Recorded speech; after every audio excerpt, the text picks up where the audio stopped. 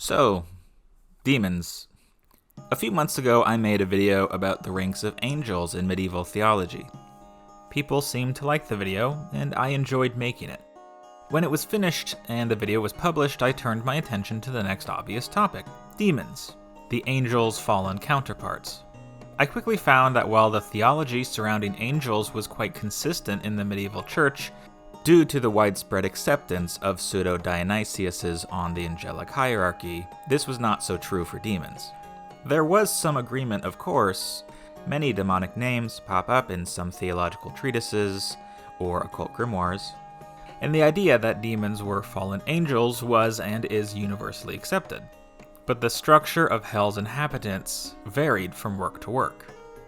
I did, however, find a concept that was repeated many times in multiple works: the 7 princes of hell.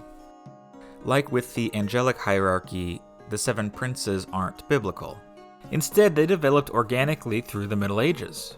The earliest mention I could find was in a treatise called the Lanterne of Light. This is a book of theology attributed to John Wycliffe. He was an important figure in the history of Christianity in England, but we don't have time to get into that here. It probably wasn't written by him anyway. The Lanterne of Light is a long book full of theology and dogma, but one part of it describes the 7 princes of hell.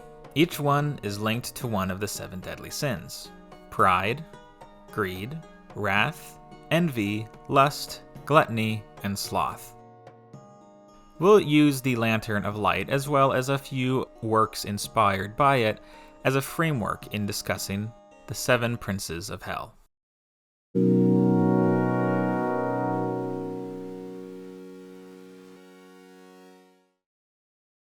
Before we begin, I wanted to let you know I'm doing a Q&A to celebrate passing 100,000 subscribers. I already announced it in a previous video, but not many people saw it. So if you have a question you want to ask, you can either go to that video or you can comment under my most recent community post. Thanks a lot, and now back to the video. Lucifer was the proper name for the devil, the leader of the demons and ruler of hell. The name comes from the book of Isaiah. How you are fallen from heaven, O Lucifer, son of the morning. How you are cut down to the ground, you who weakened the nations. For you have said in your heart, I will ascend into heaven. I will exalt my throne above the stars of God. I will ascend above the heights of the clouds. I will be like the Most High.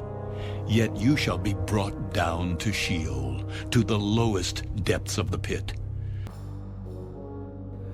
At first glance and without context, this passage seems to tell the story most of us will have heard. Lucifer, the devil, was once an angel, one of God's favorite angels, in fact. But one day he became jealous of God and decided to overthrow him and become God himself. But Lucifer failed, and he and a third of the angels were hurled down from heaven and became demons. But this passage, on closer inspection, is not necessarily talking about an angel at all. In context, this passage explains a vision the prophet Isaiah had about the king of Babylon, and how he and his kingdom would fall to ruin. Okay, so what about Lucifer? The king of Babylon wasn't called Lucifer, was he? No, he wasn't. In fact, no one was. The name Lucifer is not a proper name at all. Lucifer in Latin was a name for the planet Venus, also called the morning and evening star. It was a translation from the Greek phosphorus and the Hebrew Hallel, which means lightbringer. Again, a name for Venus. So Isaiah here is using an astronomical metaphor, saying that, like how Venus rises into heaven with the sun every day and then plummets down to earth every evening, the king would likewise fall into disgrace. Later Christian scholars interpreted this passage as being about more than a human king. They interpreted it as the story of the fall of the devil. The fallen angel motif existed in other writings as well. The Book of Enoch, which is only accepted as biblical by the Ethiopian Christians, describes a group of angels called Watchers who went down to earth and slept with human women, giving birth to the Nephilim. They were subsequently kicked out of heaven. This event is described in the book of Genesis 2, but Enoch goes into much more detail. The idea that the devil was a fallen angel became cemented with Dante's Inferno and John Milton's Paradise Lost. The early church also equated the snake from the Garden of Eden with the devil as well. The serpent tricked Eve into eating the forbidden fruit, which led to the fall of humanity. Likewise, Satan was thought to trick people into committing sinful acts. In the Lanterne of Light, Lucifer is the first prince of hell and is associated with the sin of pride. Now hold on, I hear you say, isn't Satan the same as Lucifer? Well, yeah, sort of. In modern Christianity, Satan and Lucifer are both names for the devil. The early church fathers also thought this, but for reasons unknown, to me at least, some medieval and early modern demonologists described Satan and Lucifer as being two separate beings. Funnily enough, Satan has a lot more screen time in the Bible than Lucifer, whose name only appears once. Satan, on the other hand, is named 17 times in the Old Testament and 36 in the New Testament. It's important to mention that not all of these instances refer to a demon specifically. The word Satan in Hebrew means adversary or accuser, so sometimes Satan refers to people, not spirits. The first instance of Satan appearing as a spiritual being is in the book of Job. In the beginning of Job, God is in heaven with his angels, as well as with Satan. Now there was a day when the sons of God came to present themselves before the Lord, and Satan came also among them. And the Lord said unto Satan, Whence comest thou? Then Satan answered the Lord, and said, From going to and fro in the earth, and from walking up and down in it. And the Lord said unto Satan, Hast thou considered my servant Job, that there is none like him in the earth, a perfect and an upright man, one that feareth God, and escheweth evil? Then Satan answered the Lord, and said, Doth Job fear God for naught? Hast not thou made an hedge about him, and about his house, and about all that he hath on every side? Thou hast blessed the work of his hands, and his substance is increased in the land. But put forth thine hand now, and touch all that he hath, and he will curse thee to thy face. And the Lord said unto Satan, Behold, all that he hath is in thy power, only upon himself put not forth thine hand. So Satan went forth from the presence of the Lord. So it seems Satan is one of the angels, whose task is to roam the earth seeking out acts of evil. Satan is cynical about humanity's goodness and is permitted to test it under God's authority. In this way, he is subordinate to God, not against him. So Satan does indeed take away all of Job's blessings, killing his family and livestock, poisoning his land, and making his life miserable. We'll discuss what happens at the end of Job later in the video, but for now, let's move on to the time of Jesus and the New Testament. So by the Second Temple period, around Jesus' lifetime, Satan had transformed in the Jewish imagination into a demon, an adversary to God. This very likely came from Zoroastrianism, a Persian religion that presented two dual forces in the world, Ahura Mazda, the Lord of Light, and Angra Mainyu, the Lord of Darkness. The New Testament mentions Satan many times. For instance, after Jesus' baptism, he fasts 40 days in the wilderness and is tested by Satan. Here's a passage from the Gospel according to Matthew. Again the devil took him to a very high mountain, and showed him all the kingdoms of the world and their splendor. All this I will give you, He said, if you will bow down and worship me. Jesus said to him, Away from me, Satan, for it is written, Worship the Lord your God, and serve him only. Then the devil left him, and angels came and attended him. In this passage, Satan is the same as the devil. He is the most powerful demon. For who would send a lesser demon to tempt Jesus, the Son of God? Satan also appears in Paul's letters and is always presented as a demon, a spirit who tries to tempt people away from God and towards evil. The last biblical mention we'll go over is in the last book of the Bible, the book of Revelation. Revelation is a very strange book that describes a vision of the second coming of Christ, which kicks off the end of the world. Then war broke out in heaven. Michael and his angels fought against the dragon, and the dragon and his angels fought back. But he was not strong enough, and they lost their place in heaven. The great dragon was hurled down, that ancient snake called the devil or Satan, who leads the whole world astray. He was hurled to the earth, and his angels with him. This once again presents Satan as the leader of the fallen angels. What's interesting, though, is that Satan and his followers are hurled down from heaven at the end of time, not the beginning. Does this mean that Satan and his angels are still in heaven now, and will only be banished from heaven at the end times? Probably not. The most common interpretation of this text is that this war in heaven parallels the first time Satan tried to rise up against God. Also notice how Satan is a serpent. This is one of the reasons that the snake in the Garden of Eden was thought to be the devil in the works of the Church Fathers. It's possible this refers to something else, though, that again we'll discuss later in the video. The Lanterne of Light lists Satan as the Prince of Wrath. Beelzebub is our next demon prince. He is mentioned by name in the Synoptic Gospels, Matthew, Mark, and Luke. The Pharisees, who were Jewish scribes, accused Jesus of consorting with Beelzebub, who they called the Prince of Demons. They did this when Jesus exorcised a demon from a blind man. Jesus defended himself by saying, "How can Satan drive out Satan? If a kingdom is divided against itself, that kingdom cannot stand." He goes on to say that demons can only be driven out by God. Once again, it seems Beelzebub is another name for the devil, and this is a common interpretation of the text. But it could be argued that Jesus was not saying Beelzebub was Satan, just that he was in Satan's kingdom, as it were. The word Beelzebub comes from a corruption of Baal-Zebul, which means Lord of the Flies. Baal-Zebul was a Philistine god. The Philistines were Canaanite people living south of Israel, and they came in conflict with the Hebrews on several occasions. Many of the Canaanite gods were later co-opted as demons by the Jews, as is seen here. In later apocryphal writings, like the Testament of Solomon, Beelzebub is indeed a separate demon, and a leader of the demons, but still under the purview of the devil. He is the Prince of Envy in the Lanterne of Light. But in a separate list, this one written by the 16th century Bishop Peter Binsfeld, he is associated with gluttony instead.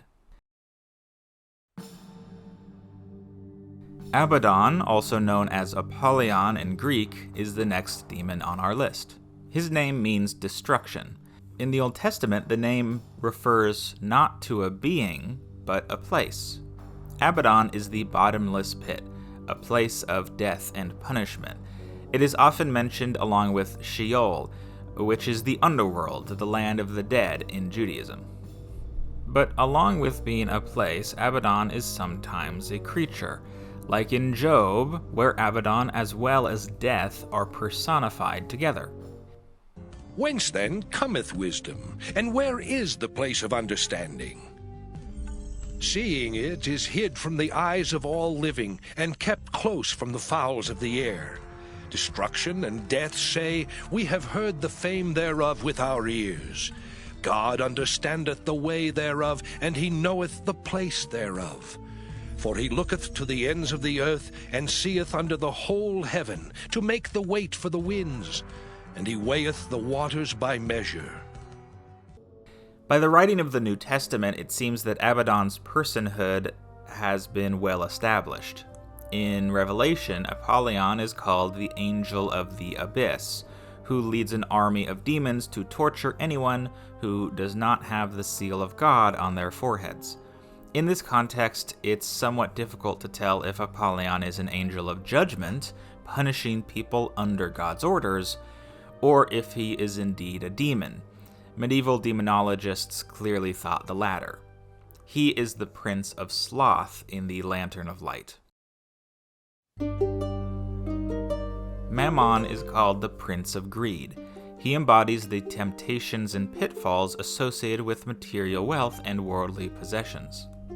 In the Gospel of Matthew and Luke, Jesus says on his famous Sermon on the Mount, No man can serve two masters, for either he will hate the one and love the other, or else he will hold to the one and despise the other. Ye cannot serve God and Mammon. Mammon translates to money or wealth in Greek. In the Middle Ages, Mammon was personified as a demon.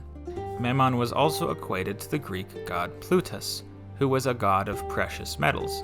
In Dante's Inferno, Plutus is shown in hell as a giant wolf, and Thomas Aquinas said that greed was like Mammon being carried by a wolf out of hell.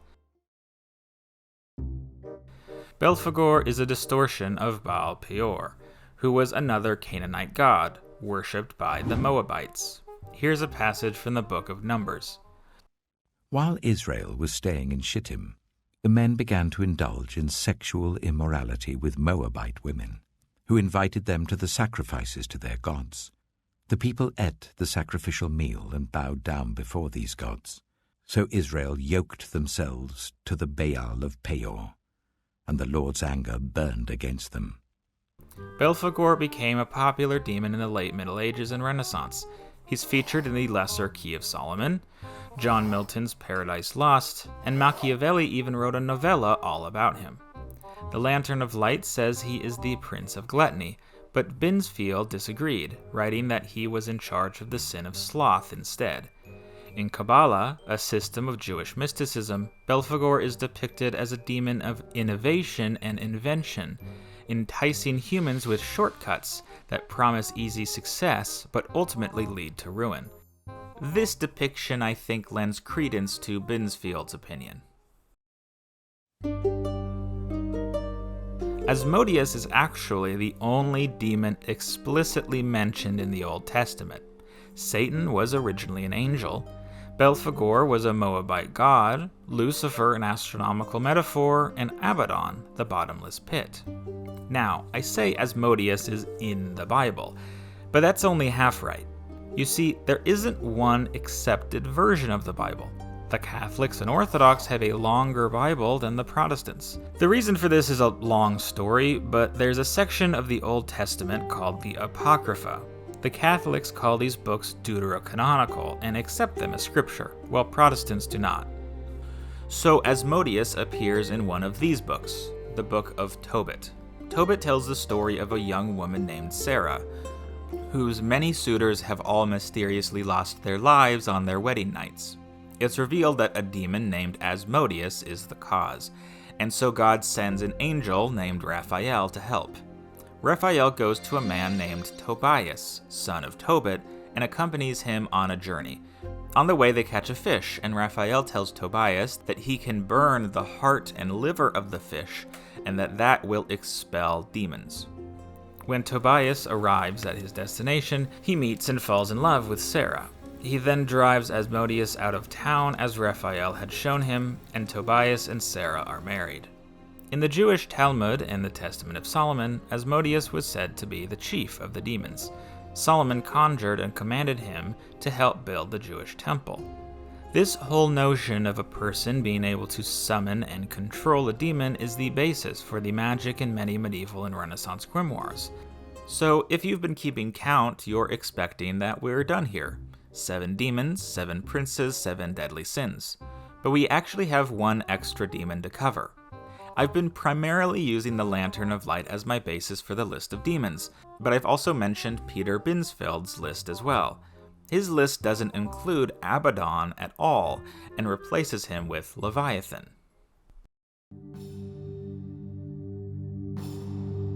Now's the time where we'll finally finish the story of our friend Job. I told you we would. So after Job was tortured by Satan under God's orders, he called out to God demanding answers. "Haven't I been a faithful servant," he cries, "following your laws and treating people well?" And God came down to Job in the form of a storm cloud and showed Job many visions of the world. One of the visions he showed was of 2 great monsters. One was called Behemoth, and the other animal was the Leviathan. Leviathan was described as a sea monster, able to breathe fire with impenetrable scales. God explains that he made all things, and that all his creations were good, even these 2 terrifying creatures. Job is humbled by God's display of power and omnipotence, and is later given back all that Satan took from him and more. Leviathan is mentioned a couple more times in the Bible, but never explicitly as a demon. It is said that God will kill Leviathan at the end of time. In Revelation, Satan takes the form of that old serpent, as we've discussed, and some interpret this as an allusion not to the snake in the Garden of Eden, but to Leviathan. Sea monsters are a common motif in mythology. Lanterne in the Canaanite Baal cycle, Tiamat in Babylonian myth, Vrtra in Hinduism, and Jormungand in Norse mythology. It is likely that the Leviathan was influenced specifically by the story of Lotan in Canaanite mythology. Binsfield calls Leviathan the Prince of Envy. So those are the 7, or maybe 8, princes of hell: Lucifer, Satan, Beelzebub, Abaddon, Mammon, Belphegor, Asmodeus, and Leviathan. I hope you enjoyed the video. Sorry this one took me so long to make. Anyway, please like and subscribe if you haven't, and if you want to really support the channel, please consider donating to my Patreon. The link's in the description. Also, don't forget to ask questions for the upcoming Q&A, either on my previous video or on the most recent community post. Thanks. Bye.